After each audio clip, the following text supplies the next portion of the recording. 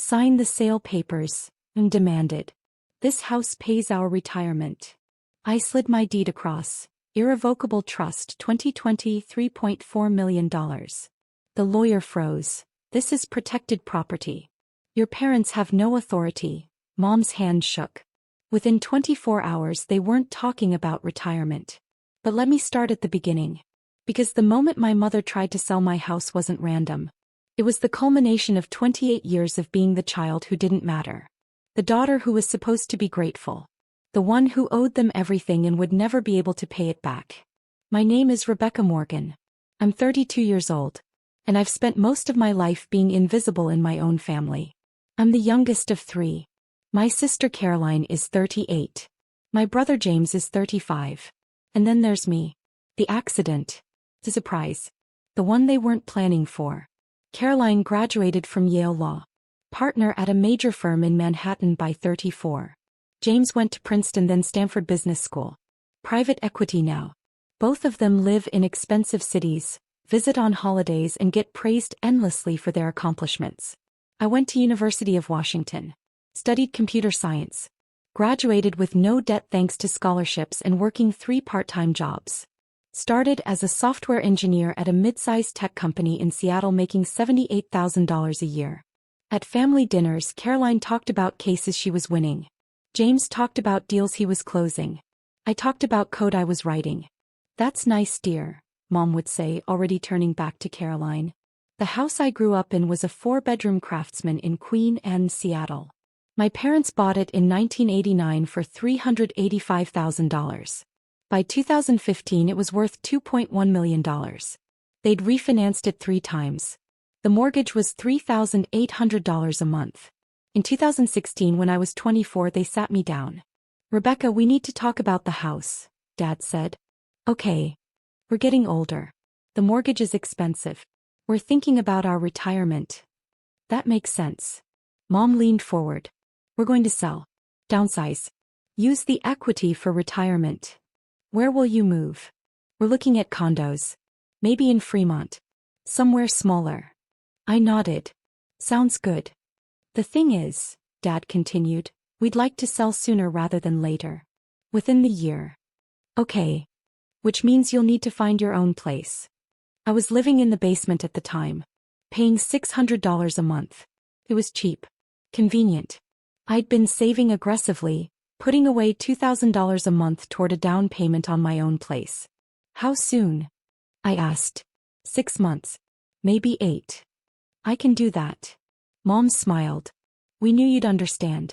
Caroline and James both moved out years ago. It's time for you to build your own life. What she didn't say, Caroline and James had moved out to Yale and Princeton. I was 24 working full-time and still living at home because it was financially smart. But I didn't argue. I just started looking for apartments. 2 months later I found a place. 1 bedroom in Capitol Hill. $1,800 a month. Not ideal but doable. I told my parents at Sunday dinner. That's wonderful. Mom said. When do you move? End of the month. Perfect timing. We just accepted an offer on the house. I paused. Already? I thought you said 6 to 8 months. The market is hot. We got an offer we couldn't refuse. $2.3 million. But I don't move out for 3 more weeks. That's fine. The closing is in 60 days. You'll be gone by then. I moved out on schedule. Into my Capitol Hill apartment. Started my life as an actual independent adult. 3 months later I drove by my childhood home. There was a sale pending sign in the yard. 6 months later I drove by again. The sign was gone. My parents were still living there. Called Mom. I thought you sold the house. The deal fell through. Inspection issues. They wanted us to fix too many things. So you're not moving? We're relisting. Don't worry about it, Rebecca. A year passed. Then my parents were still in the house. At family dinners they never mentioned selling. Never mentioned downsizing. They kicked me out for a sale that never happened. I never brought it up. I just watched. And I planned. In 2018 I was 26 years old. I'd been promoted twice. I was making $142,000 as a senior software engineer. I'd saved $85,000. Then my company got acquired. Amazon bought us for $890 million. My equity package, $1.4 million after taxes. I didn't tell anyone. Not my parents. Not my siblings. Not my friends. I took that money and I invested it. Index funds. Real estate investment trust. A diversified portfolio managed by an advisor who didn't know my family. By 2020, my investments had grown to $2.1 million. That same year, COVID hit. The real estate market went insane. People were fleeing cities. Then returning. Prices were volatile. In June 2020, my parents called a family Zoom meeting. "We have an announcement," Dad said. Caroline and James were on the call. I was in my apartment, coffee in hand. "We've decided to sell the house," Mom said. "For real this time." "Okay," Caroline said. "How much are you asking?" "We're hoping for $2.8 million. The market is crazy right now." James nodded. "That's great. You'll have enough for a comfortable retirement." "That's the plan." "Where will you move?" I asked. "We're looking at senior living communities. Something with amenities. Healthcare on site." "Sounds smart." The call ended. I sat in my apartment thinking. My childhood home. $2.8 million. My parents would sell it to strangers. Use the equity for retirement. That house I'd been kicked out of for a sale that took 4 years to actually happen. I called my real estate agent. "I want to make an offer on a property." "Which one?" I gave her the address. "My childhood home." "Rebecca, isn't that your parents' house?" "Yes." "They know you're making an offer?" "Not yet. I want to offer $3.1 million. Close in 30 days. That's significantly over asking." "I'm aware. I want the offer to be impossible to refuse." "I'll draft it." 2 days later, my agent submitted the offer. $3.1 million. 30-day close. No inspection contingencies. No financing contingencies. Clean offer. My parents called me that evening. "Rebecca, someone made an offer on the house." "That's great, Mom." $3.1 million. All cash. They want to close in 30 days.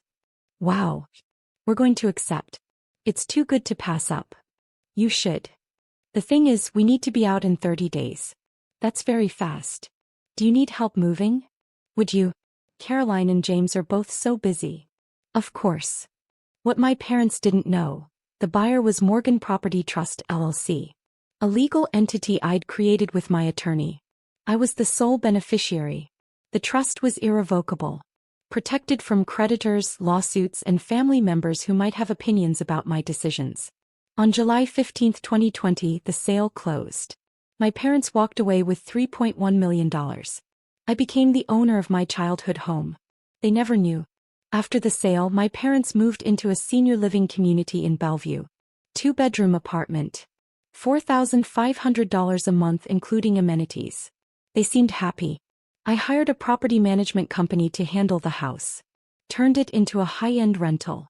Furnished it beautifully. Listed it at $6,200 a month. Found tenants within 2 weeks. A tech executive and his family relocating from California. 3-year lease.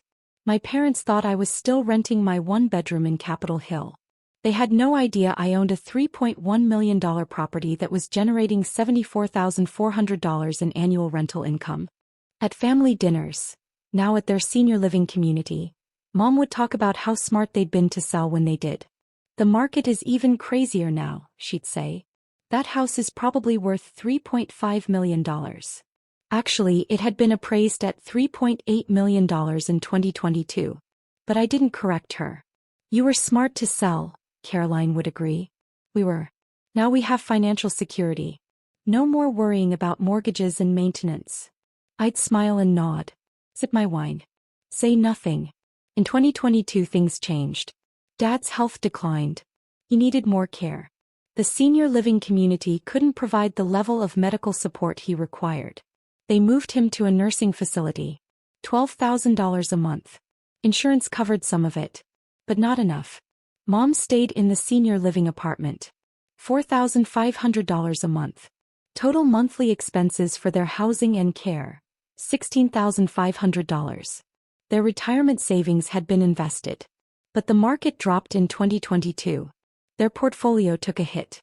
They were withdrawing more than they should have been to cover expenses. At Thanksgiving 2022, Mom pulled me aside. "Rebecca, we need to talk." "What's wrong?" "Money is tight. Your father's care is expensive. More than we planned for." "I'm sorry. That's stressful. Caroline and James have been helping. Sending money monthly. To help cover costs. That's good of them. We were wondering if you could contribute too." "How much?" "Maybe $1,000 a month? We know you don't make as much as your siblings, but every bit helps." I did the math in my head. I was making $240,000 a year now as a principal engineer. My rental property was generating $74,400 annually. My investment portfolio was worth $4.2 million. "I can do that," I said. "Really? Rebecca, thank you. You're such a good daughter." I started sending $1,000 a month. Direct deposit into their account. What they didn't know, Caroline was sending $3,000 a month. James was sending $2,500 a month. My contribution was the smallest, because I was already supporting them in a way they couldn't see. The house they'd sold, the one funding their retirement, I'd bought it. I owned it. The sale proceeds they were living on came from me. But they didn't know that. So they saw my $1,000 monthly contribution as generosity, while seeing Caroline and James's larger contributions as the real support. At Christmas dinner, Mom made a toast. "To Caroline and James, who have been so generous in helping us through this difficult time." I raised my glass. Said nothing. In May 2023, Mom called me, crying. "Rebecca, we have a problem." "What happened?" "Your father's care is getting more expensive. He needs specialized treatment. The costs we can't keep up." "How much do you need?" "It's not just about needing more money. It's about sustainability. We're depleting our savings. The money from the house sale, it's not going to last as long as we thought." "What are you going to do?" "We've been talking to a financial advisor. He suggested we look at our assets." "Okay. The thing is, when we sold the house, we didn't structure the sale to minimize taxes properly. We took a big capital gains hit. It was a mistake. I knew that. I'd structured my purchase through the trust specifically to avoid that kind of mistake when I eventually sold." "That's unfortunate," I said. "Our advisor said we should have kept the house. Put it in a trust. Used it as a revenue-generating asset while protecting it from taxes and creditors. That would have been smart. But we sold it. And now that money is just sitting in investments that are losing value." I waited.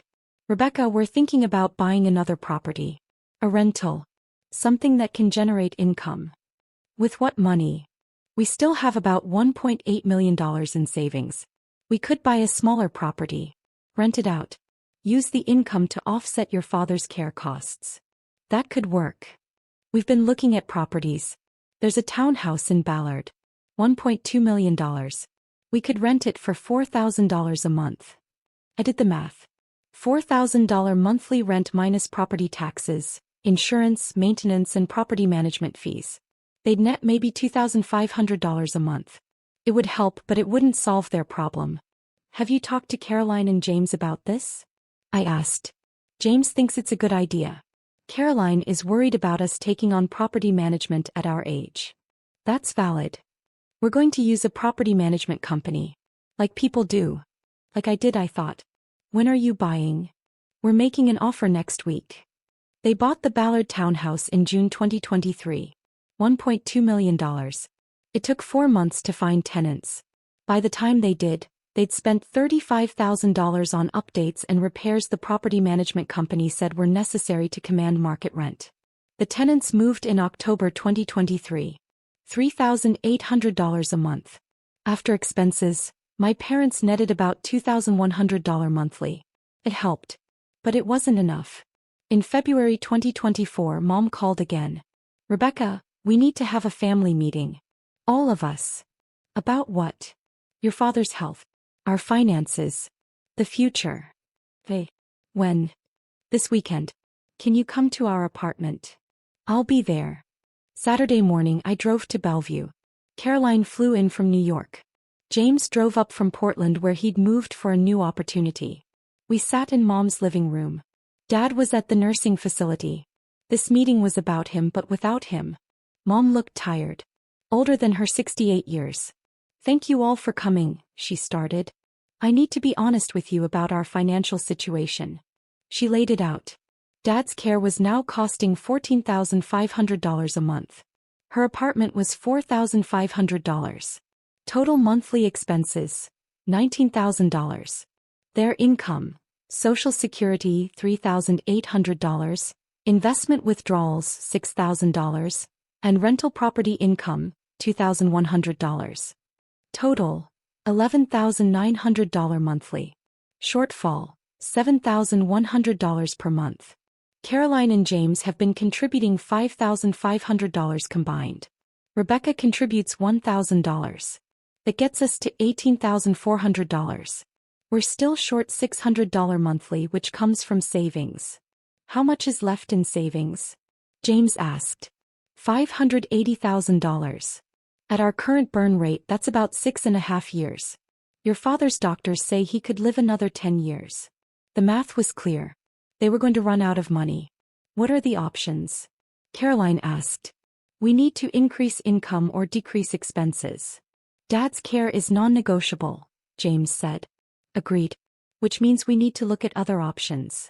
Mom took a breath. We've been thinking about the house. Our old house in Queen Anne. I went very still. We sold it for $3.1 million in 2020, Mom continued. It's probably worth $3.8 million now. If we kept it and rented it out, we'd be earning about $6,000 a month in rental income. That would solve our shortfall. But you sold it, Caroline said. I know. But we've been thinking. What if we could buy it back? James leaned forward. Who owns it now? A trust. Morgan Property Trust. We've been trying to find out who's behind it, but it's a legal entity. Very private. Have you reached out to them? I asked. My voice was calm. We tried. Through our real estate agent. No response. That's frustrating, Caroline said. It is. But here's what we're thinking. We have the Ballard townhouse. It's worth about $1.3 million now. We could sell it. Use that money plus some savings to make an offer on the Queen Anne house. You think they'd sell? James asked. Everyone has a price. If we offer enough. I sipped my water. Said nothing. How much would you offer? Caroline asked. Maybe $3.5 million. We'd have to take out a small mortgage, but the rental income would cover it plus generate extra cash flow. James was nodding. That could work. The Queen Anne house is bigger. Better rental market. Exactly. They were planning to buy back the house they'd sold to me. The house I currently owned. The house I'd purchased from them for $3.1 million and had no intention of selling. What do you think, Rebecca? Mom asked. I think you should do what's best for your finances. Would you be willing to contribute more monthly if we do this? Once the rental income starts, we wouldn't need as much from you kids. I'd consider it. The meeting ended with a plan. My parents would sell the Ballard townhouse. Use the proceeds to make an offer on the Queen Anne house. Try to solve their financial crisis by buying back the property they'd sold to me 4 years ago. I drove home in silence. That night I called my attorney David Brennan. Rebecca, what can I do for you? My parents want to buy back the house. The Queen Anne property? Yes. They're going to make an offer. Probably around $3.5 million. What do you want to do? I don't want to sell. Then don't. The trust is ironclad. You're the sole beneficiary. No one can force you to sell. They don't know I own it. Are you planning to tell them? I thought about it. About 4 years of silence. 4 years of being the smallest contributor to their financial needs while actually being their largest benefactor. 4 years of watching them assume I was less successful than my siblings. Not yet, I said. So you'll decline the offer? Through the trust. Make it look like an anonymous investor who's not interested in selling. I can do that. When they make the offer, I'll respond professionally. Decline on behalf of the trust. Clean and simple. Thank you. Rebecca, can I ask why you're not telling them? Because I want to see what they do next. 2 weeks later, my parents listed the Ballard townhouse for $1.35 million. It sold in 9 days for $1.32 million. They submitted an offer on the Queen and House through their agent. $3.5 million.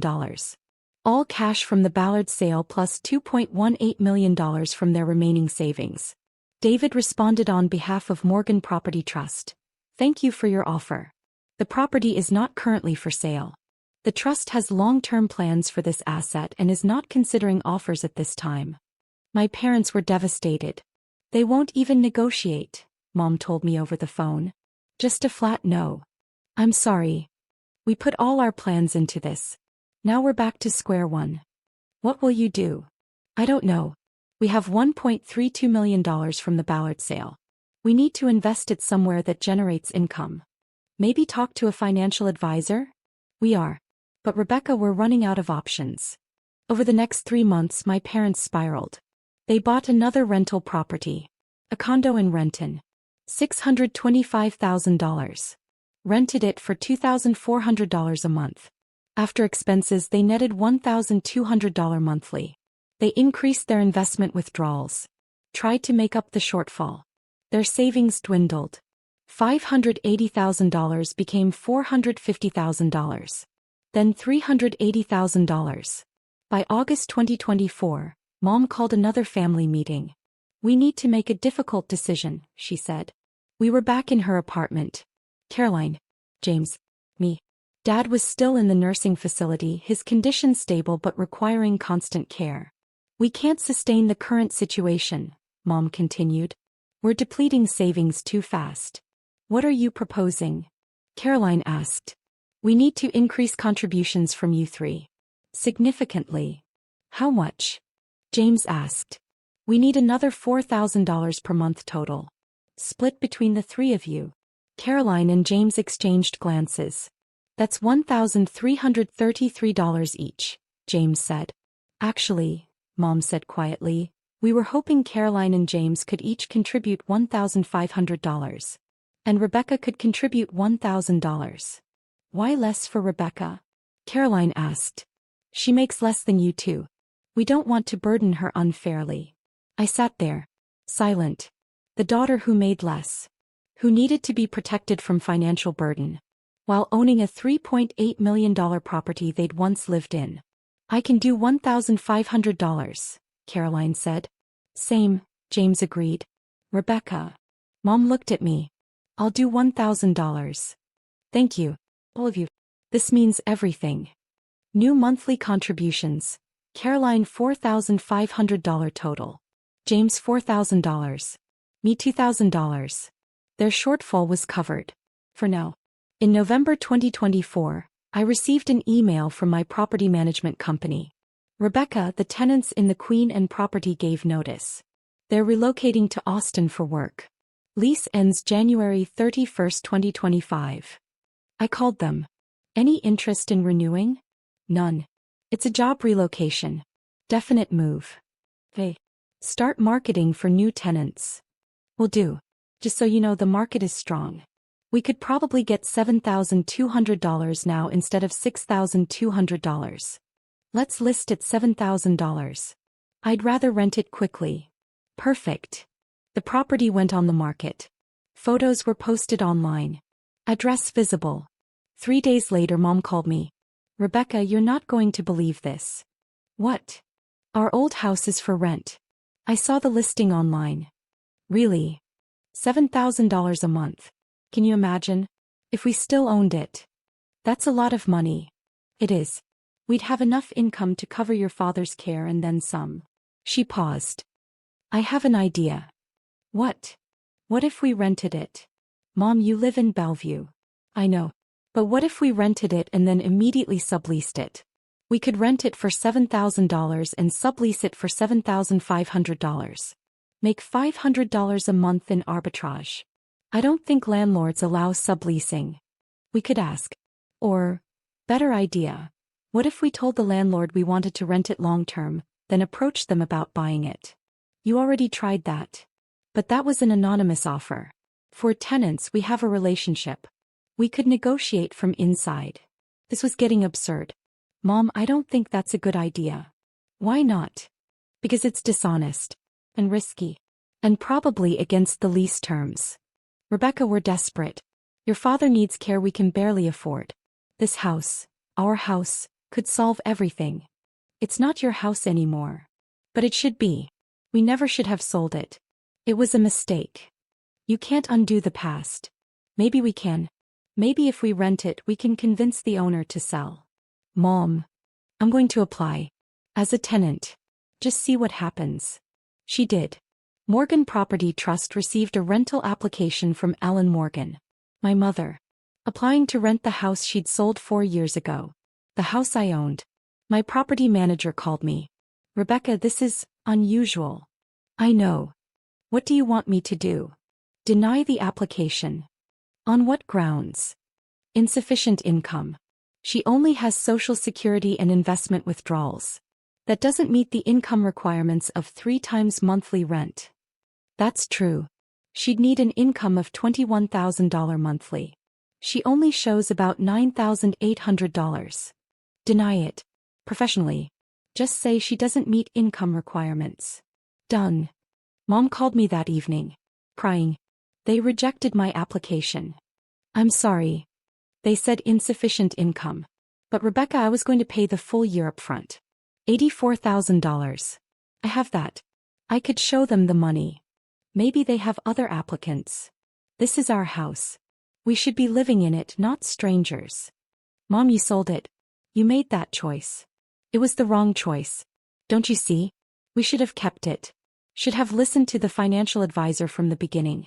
Should have put it in a trust and rented it out. You're right. You should have. So help me fix it. How? I don't know. Talk to the landlord. Put in a good word. Something. I don't know the landlord. You're resourceful. You work in tech. You know people. Please, Rebecca. Help me.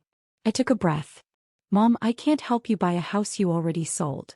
Why not? Because some decisions can't be undone. She hung up on me. Christmas 2024 was tense. We gathered at Mom's apartment. Dad was there in a wheelchair, mostly nonverbal but aware. Caroline and James were cheerful, talking about their work, their lives, their success. I was quiet. After dinner, Mom pulled me aside. Rebecca, I need to talk to you about something. Okay. She led me to her bedroom. Closed the door. On her bed were documents. Legal papers. What are these? I asked. I've been working with an attorney. Looking at options. For what? For the house. I went cold. Mom. Let me finish. When we sold the house to Morgan Property Trust in 2020, we sold it. Clean sale. But we've been looking at the deed records. The trust was created the same day as our sale. Same day, Rebecca. So whoever bought our house created that trust specifically to buy it. This wasn't some random investment company. This was someone who wanted our house specifically. Lots of people create trusts for real estate. We've been trying to figure out who's behind the trust. It's very private, very protected, but there are ways to find information. My heart was pounding. We hired a forensic investigator. Someone who specializes in uncovering beneficial owners of trusts and LLCs. Why? Because I want to know who's living in our house. Who took it from us? No one took it from you. You sold it. For $3.1 million. It's worth $3.8 million now. We left money on the table. That's not how sales work. Rebecca, the investigator, found something. He picked up a document. Handed it to me. It was a report. Financial forensics. Tracking the money from my parents' sale through various accounts and entities. And there on page 4 was my name. The purchase funds originated from an account at First Seattle Bank. Account holder, Rebecca Morgan. Transferred to Morgan Property Trust. Then used to purchase the property. I stared at the document. You bought our house, Mom said quietly. Yes. Why? Because you were going to sell it anyway. I wanted to keep it in the family. By lying to us? I didn't lie. You never asked who bought it. This is unconscionable. You let us think we sold to strangers. You let us struggle financially while owning a property that could solve all our problems. You sold it willingly. For a fair price. Above asking. You're our daughter. Which is why I paid you $3.1 million for a house worth $2.8 million. I gave you a gift. You just didn't know it. Mom's hands were shaking. We want it back. It's not for sale. Rebecca, please. Your father needs care. We're running out of money. That house could save us. You have the money from selling it. $3.1 million. That was supposed to fund your retirement. We made mistakes. We didn't plan for your father's health issues. For the market downturn. For life. You didn't plan for life. And now you want me to fix it by giving you back an asset I purchased legally and fairly. We're your parents. I know. Which is why I've been contributing $2,000 a month to your expenses. On top of the $3.1 million I already gave you for the house. That's not enough. Then sell your condo in Renton. Downsize your apartment. Cut expenses. Do what every other retiree does when they need to adjust their lifestyle. Or you could just give us the house back. No. It's my house. I bought it. I own it. It's not for sale. Not to you. Not to anyone. Mom stared at me. When did you become so cold? When I realized that no matter what I did, it would never be enough for you. Caroline and James contribute more, so they're the good children. I contribute less, so I'm the one who needs to be protected. But none of you know that I'm the one who bought the house. Who owns the asset. Who could actually solve your problems if I wanted to. So solve them. Why should I? The question hung in the air. Because we're family, Mom said. Family. Right. The family that kicked me out of that house for a sale that took 4 years to happen. The family that assumes I make less and contribute less and matter less. The family that never once asked about my actual success because you were too busy comparing me to Caroline and James. That's not fair. None of this is fair, Mom. But it is what it is. Mom called an emergency family meeting. The day after Christmas. Everyone needs to be here, she told Caroline and James. This is important. We gathered again in her apartment. This time tension filled the room.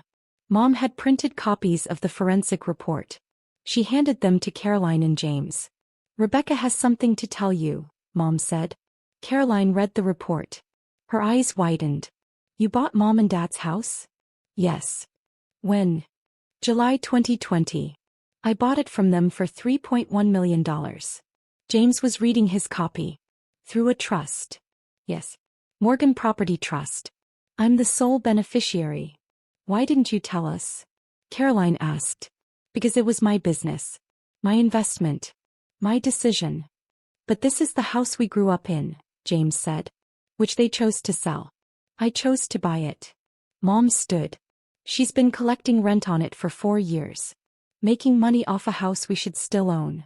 You got $3.1 million from the sale, I said calmly. That's $200,000 over your asking price. You walked away with a significant profit.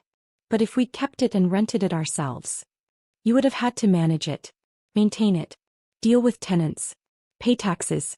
You didn't want that. You wanted the cash. You got the cash. Caroline was reading through the details. You paid $3.1 million cash. Where did you get that kind of money? I had equity from a company acquisition. Plus savings. Plus investments. You had $3 million at 28 years old? James looked stunned. Yes. How? I worked. I saved. I invested. I built a career. The same way you two did. But you never said. Because every family dinner was about Caroline's cases and James's deals. There was never space for my success. So I stopped sharing it. Mom jumped in. This isn't about success. This is about family. About helping us when we need it. I have helped you. $2,000 a month. Plus the $3.1 million purchase that gave you retirement funds in the first place. But you won't give us the house back. Because it's not yours to have back. You sold it. The transaction is complete. We didn't know we were selling it to you. Would it have mattered? You needed the money. I paid you fairly. The sale would have happened regardless. Caroline set down the report. Rebecca, I understand you're hurt. But Mom and Dad are in a difficult position financially. I know. I've been contributing to help. But you have the means to solve the problem completely. You could sell them the house back at cost. Or even at a small profit. Help them generate the rental income they need. Why should I? The room went silent. Because they're our parents, Caroline said quietly. And I'm their daughter. Have they ever asked about my success? My career? My life beyond whether I'm contributing enough financially? No one answered. I bought that house because I wanted to preserve it. Keep it in the family. I've maintained it beautifully. I've rented it to good tenants. I've treated it with respect. Then let us rent it, Mom pleaded. No. Why? Because you'll try to buy it back. You'll scheme and negotiate and make my life miserable trying to get ownership. I know how this works. That's not true. You hired a forensic investigator to find out who owned it. You applied to rent it with plans to sublease it. You've been treating this like a game to win instead of a closed transaction. James leaned forward. What do you want, Rebecca? I want to be left alone. I want to own my property in peace. I want to stop being treated like the family member who doesn't matter unless you need something from me. That's not how we treat you, Mom said.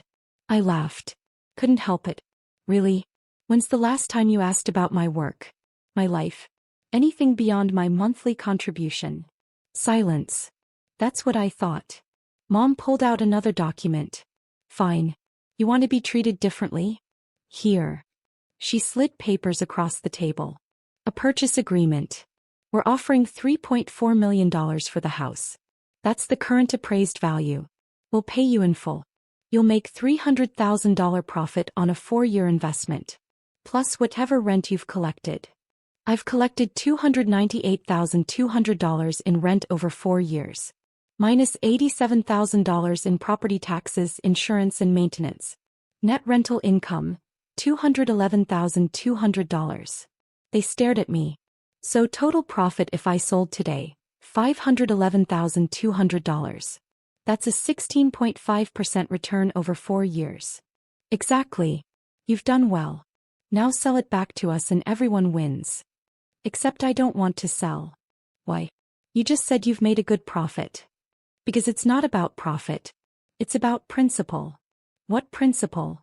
The principle that you don't get to kick me out of my childhood home, sell it because you wanted the cash, then demand I give it back when your financial planning doesn't work out.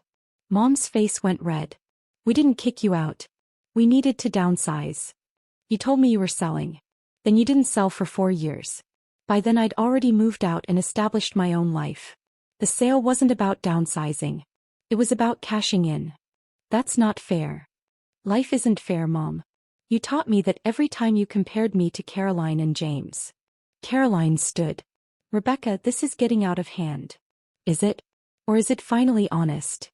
What do you want? James asked again. I looked at my family. My mother who'd hired an investigator. My siblings who contributed more money than me because they assumed I had less. I want you to sign something, I said. What?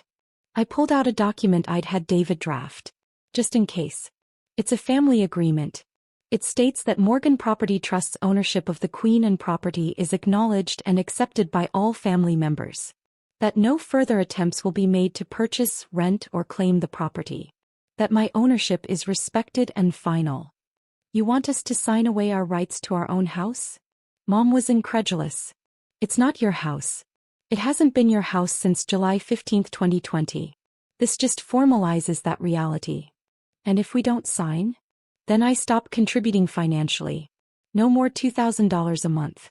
You figure out Dad's care on your own. You can't do that. I can. And I will. You have a choice. Sign the agreement and I continue contributing $2,000 monthly, possibly more if I see genuine respect for my boundaries. Or refuse to sign and you get nothing from me. Caroline grabbed the agreement. Read through it. This is actually reasonable. It just says we acknowledge Rebecca's ownership and won't pursue the property. I won't sign, Mom said. Then I won't contribute, I replied. Rebecca, James started. I'm done being the family member who doesn't matter until you need money. Done being dismissed. Done being underestimated. Sign the agreement or don't. But make a choice. They signed. Mom did it last, her hand shaking with rage. But she signed. There, she said. Happy. Not particularly. But clear. You've destroyed this family, she said. I've set boundaries. If that destroys us, We weren't much of a family to begin with. I gathered the signed agreements. Handed copies to everyone. I'll continue contributing $2,000 monthly, I said. If Dad's care needs increase, talk to me. I'll consider increasing my contribution. But the house is off the table. Permanently. Fine, Mom said coldly. I left the apartment. Drove back to Seattle. To my actual residence. A 3-bedroom penthouse in Madison Park worth $2.7 million that my family still didn't know I owned. It's now June 2025. 6 months since the confrontation. I still contribute $2,000 monthly. Mom and I speak politely but distantly. Caroline and James are confused but accepting. The Queen and house has new tenants. A family from Google. 3-year lease. $7,500 a month. My parents sold the Renton condo. Invested the proceeds in dividend-paying stocks. It helped, but they're still financially stressed. Last week Mom called. Rebecca, I need to apologize. For what? For how I treated you. For years. You were right. I compared you to your siblings constantly. Made you feel less than. And when you turned out to be more successful than I realized, I felt embarrassed. Okay. I'm sorry. Truly. Thank you. The house. I understand now why you bought it. Why you kept it. It wasn't about hurting us. It was about preserving something that mattered to you. It was. Can we start over? Try to have a real relationship. Maybe. It'll take time. I have time. Your father's condition is stable. We're managing. And I want to know my daughter. The real you. Not the version I invented in my head. I'd like that. We're trying. It's awkward. But honest. Caroline called yesterday. You know, I'm impressed. With what you've built. How you handled everything. Thanks. I'm sorry we didn't see you clearly. You saw what I showed you. Still. We should have looked harder. James sent me an email. Asked if I'd be willing to consult on some of his real estate investments. Paid consulting. Professional relationship. I said yes. The house sits in Queen Anne. Beautiful. Maintained. Generating income. My childhood home. My investment property. My proof that silence can be strategic. I didn't need them to see me clearly to build my success. But it's nice finally to be seen. The sale papers Mom wanted me to sign that day, the ones where she tried to sell my property without my consent, are framed in my office now. A reminder. Not of conflict. But of clarity. The moment I stopped being invisible in my own family. The moment I showed them the deed. And everything changed.